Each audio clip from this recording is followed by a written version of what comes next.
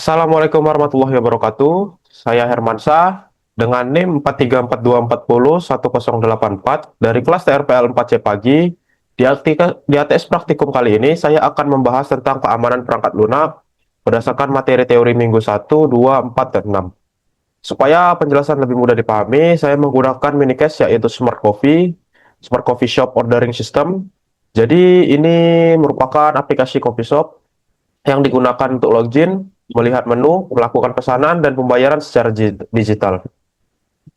Saya memilih minicast ini karena sekarang banyak pembisnis yang sudah menggunakan aplikasi digital, termasuk coffee shop, jadi masalah keamanan juga semakin penting untuk diperhatikan. Kita lanjutkan untuk ke slide kedua. Di sini ada pendahuluan minicast, di mana saat ini hampir semua aktivitas sudah menggunakan aplikasi digital termasuk coffee shop. Biasanya pelanggan tinggal membuka aplikasi, memilih menu, melakukan pembayaran, lalu pemesanan langsung diproses. Walaupun terlihat praktis sederhana, sebenarnya sistem seperti ini memiliki cukup banyak risiko keamanan. Contohnya seperti akun pelanggan diretas, data pembayaran bocor, transaksi dimanipulasi, atau server down ketika banyak pengguna mengakses aplikasi secara bersamaan. Jadi kalau hal seperti ini terjadi terus, tentu pelanggan akan kehilangan kepercayaan terhadap aplikasi yang dibuat tersebut. Karena hal itu, keamanan perangkat lunak menjadi sangat penting dalam proses dianggap sebagai fitur tambahan saja. Keamanan harus dipikirkan sejak awal pembangunan sistem supaya aplikasi tetap aman digunakan dan dapat data pengguna tetap terlindungi. Selanjutnya, yaitu pentingnya software security. Nah, di software security ini sangat penting. Kenapa? Karena sekarang hampir semua data disimpan secara digital, mulai dari data akun, password, email, sampai data pembayaran, semuanya disimpan dalam sistem. Kalau sistem tidak aman, maka peretas bisa memanfaatkan celah keamanan untuk masuk ke dalam aplikasi. Contohnya pada minicast coffee shop ini, peretas bisa mencoba mencuri akun pelanggan atau mengambil data pembayaran yang tersimpan di database. Selain itu juga, peretas juga bisa memanipulasi transaksi atau membuat sistem menjadi tidak bisa digunakan. Jadi sebenarnya tujuan keamanan perangkat lunak ini bukan cuma supaya aplikasi bisa berjalan aja, tapi juga supaya aplikasi aman dari ancaman dan penyalahgunaan. Karena kalau aplikasi hanya fokus pada fungsi tanpa memperhatikan keamanan, maka resiko akan sangat besar sekali ketika aplikasi sudah digunakan oleh banyak orang. Selanjutnya, di slide berikutnya yaitu ada Secure Software Development Life Cycle, yaitu SDLC adalah proses pengembangan perangkat lunak yang diperhatikan keamanannya pada setiap tahap pengembangan. Biasanya dalam SDLC terdapat beberapa tahap seperti requirement, design, implementasi, testing, dan development. Nah, pada skor SDLC ini, setiap tahap tersebut selalu mempertimbangkan aspek keamanan. Jadi, keamanan tidak ditambahkan di akhir setelah aplikasi selesai dibuat, tapi keamanan itu ditambahkan ketika aplikasi sedang dibuat. Contohnya, pada aplikasi coffee shop, sejak awal developer sudah memikirkan bagaimana pembuatan login yang aman, bagaimana data pembayaran dienkripsi, dan bagaimana mencegah akses ilegal. Dengan cara ini, bug keamanan bisa ditemukan lebih awal sehingga biaya perbaikan juga lebih kecil. Kalau keamanan baru dipikirkan di akhir development, biasanya perbaikan lebih sulit dan mahal, dan kadang bisa mengubah bagian sistem. Kalau itu skor SDLC, sangat penting diterapkan dalam pengembangan perangkat lunak modern. Slide selanjutnya yaitu ada tujuan dan manfaat skor SDLC. Jadi tujuan utamanya skor SDLC adalah melindungi data dan sistem dari berbagai macam ancaman keamanan. Selain itu juga untuk mengurangi attack surface atau titik yang bisa diserang oleh hacker. Skor SDLC juga membantu meningkatkan ketahanan sistem supaya aplikasi tetap aman dan stabil saat digunakan. Manfaat lainnya yaitu dapat membantu development, mengurangi bug keamanan sejak awal pembangunan.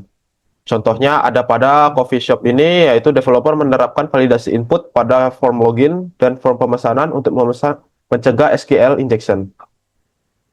Selain itu juga password disimpan menggunakan enkripsi supaya tidak mudah dicuri. Dengan adanya Secure SDLC, proses pengembangan menjadi lebih terarah karena keamanan sudah menjadi bagian dari sistem, bukan hanya tambahan saja. Jadi aplikasi yang tidak dibuat hanya berfungsi dengan baik, tapi juga lebih aman digunakan oleh pengguna. Jadi pengguna aman sekali untuk menggunakan aplikasi ini tanpa harus khawatir datanya dicuri. Untuk slide selanjutnya yaitu ada security requirement. Di sini security requirement itu merupakan suatu kebutuhan keamanan yang harus dimiliki oleh sistem. Jadi sistem ini tuh bukan hanya menentukan fitur apa saja yang dibuat, tetapi juga menentukan bagaimana sistem tersebut tetap aman saat digunakan. Contohnya yaitu password minimal 8 karakter, session timeout selama 15 menit, penggunaan enkripsi data, dan pembatasan akses pengguna. Nah, itu juga harus diterapkan karena itu sangat penting sekali untuk menjaga keamanan pengguna. Pada mini cash coffee shop yang ini, pelanggan hanya bisa melihat dan memesan menu, sedangkan admin bisa mengelola transaksi data pengguna. Berarti sistem harus memiliki autentifikasi dan otorisasi yang jelas. Auto Autentikasi digunakan untuk memastikan identifikasi pengguna, sedangkan otorisasi digunakan untuk menentukan apa saja sih yang boleh dilakukan pengguna tersebut pada aplikasi. Jadi dia lebih aman aja. Kalau security requirement yang tidak dibuat dengan jelas, itu akibatnya sistem bisa memiliki banyak kali celah keamanan yang dapat dibobol. Karena itu, security requirement menjadi salah satu bagian paling penting dalam Secure SDLC. Dan untuk slide selanjutnya,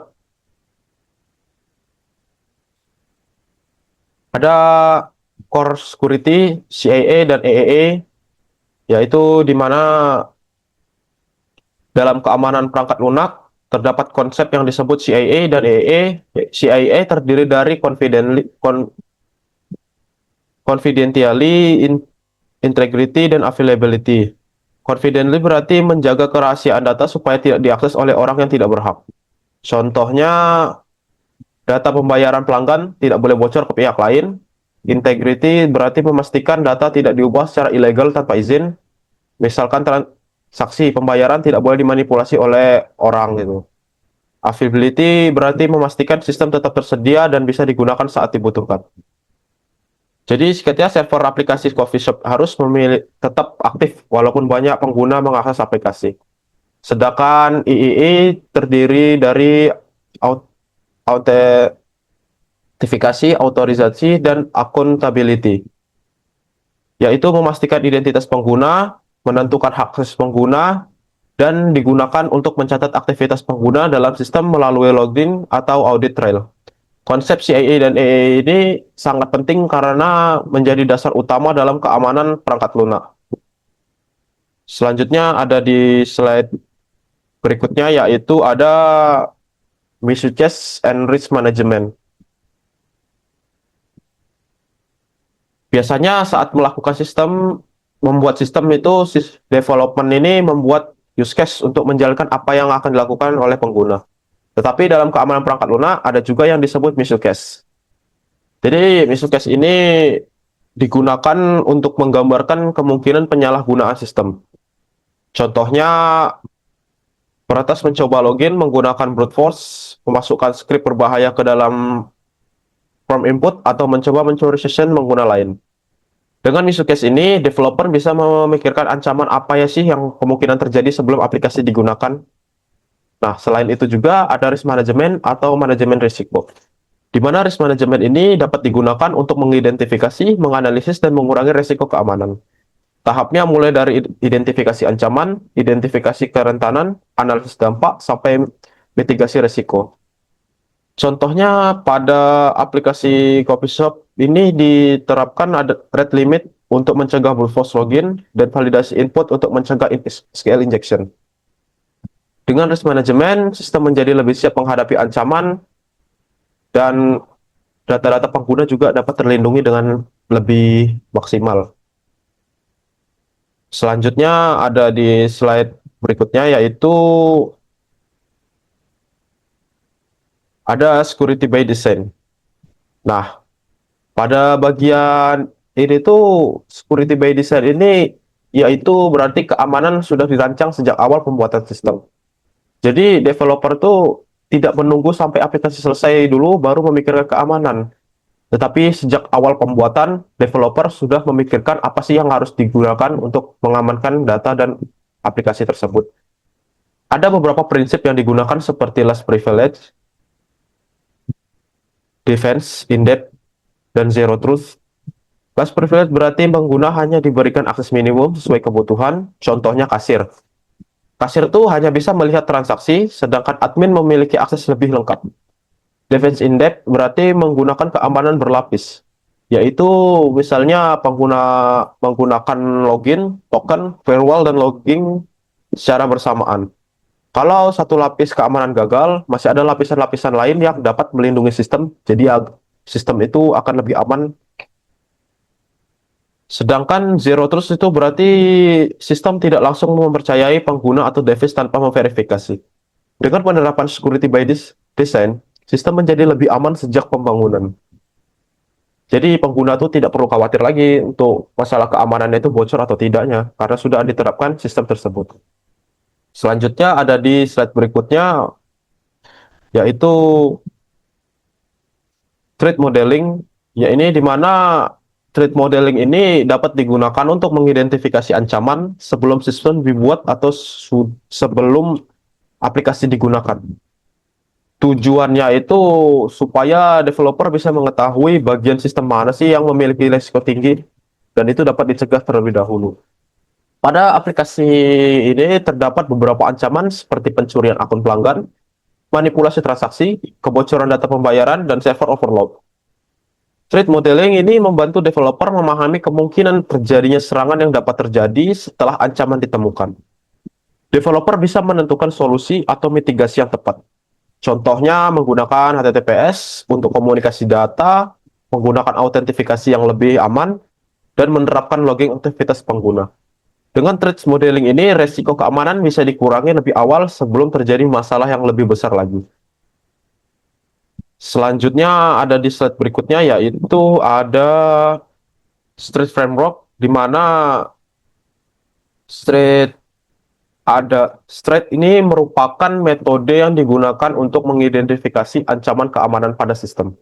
Street ini terdiri dari spoofing, tampering, repudiation, informasi disclosure, denial of service, dan elevation of privilege.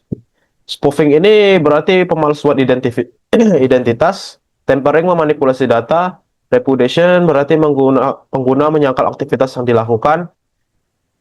Baru yang berikutnya ada informan disclosure berarti kebocoran informasi, denial of service berarti server tidak bisa digunakan karena terlalu banyak request. Dan elevation of privilege ini berarti pengguna dapat hak akses lebih tinggi secara ilegal. Pada aplikasi ini contoh informasi disclosure adalah kebocoran data pelanggan. Nah, ini sering banget terjadi di aplikasi-aplikasi sekarang ini. Kebocoran data pelanggan dimanipulasi orang dan digunakan untuk hal-hal yang entah bagaimana mereka gunakan untuk hal-hal yang nggak jelas. Sedangkan denial of service bisa menyebabkan aplikasi down saat banyak sekali pengguna akses server secara bersamaan seperti down server ketika ada suatu pembelian seperti marketplace tersebut banyak sekali orang check out maka server tersebut akan down dan mengakibatkan aplikasi tidak berjalan dengan sempurna atau maksimal gitu. Dengan Street ini, developer bisa lebih mudah mengidentifikasi jenis ancaman apa sih yang mungkin terjadi pada sistem. Selanjutnya ada di slide berikutnya, yaitu ada secure development,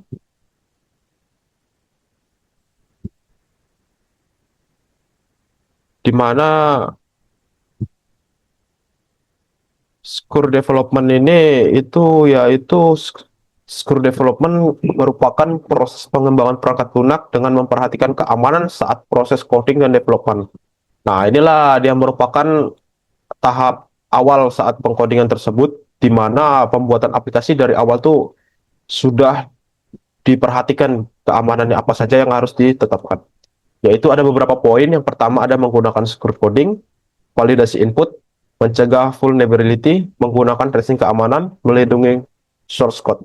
Contohnya ada pada developer menggunakan validasi input dan password hashing untuk mencegah pencurian data. Jadi ini setidaknya lebih aman lah untuk aplikasi tersebut agar tidak terjadi peretasan dulu saat sudah jadi aplikasinya atau siap digunakan. Selanjutnya ada implementasi minikast ini,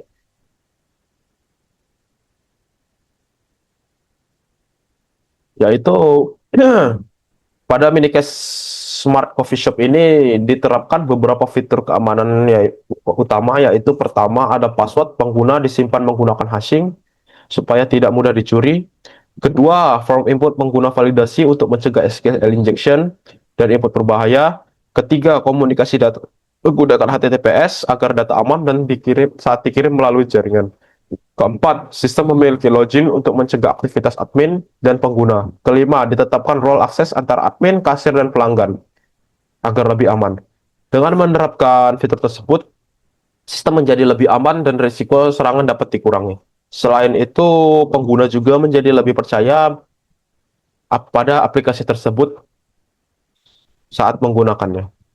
Selanjutnya itu slide berikutnya merupakan kesimpulan dari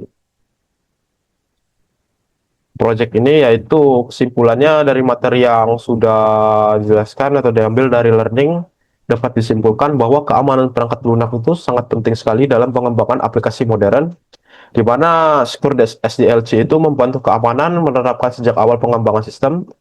Security requirement itu membantu menentukan kebutuhan keamanan aplikasi. Threat modeling dan threat itu dapat membantu mengidentifikasi ancaman yang mungkin terjadi, sedangkan secure development itu dapat mengurangi kerentanan saat proses coding. Jadi keamanan itu bukan hanya tugas akhir di development, tapi harus diterapkan dari awal aplikasi digunakan oleh pengguna. Pokoknya dari awal pembuatan hingga sampai akhir aplikasi tersebut dapat digunakan oleh pengguna, itu sudah ditetapkan keamanan. Dengan begitu aplikasi menjadi lebih aman, stabil, dan terpercaya. Di sini nanti akan ada link YouTube untuk video ini. Sekian dari storytelling yang saya lakukan. Bila ada kesalahan, mohon dimaafkan. Wassalamualaikum warahmatullahi wabarakatuh.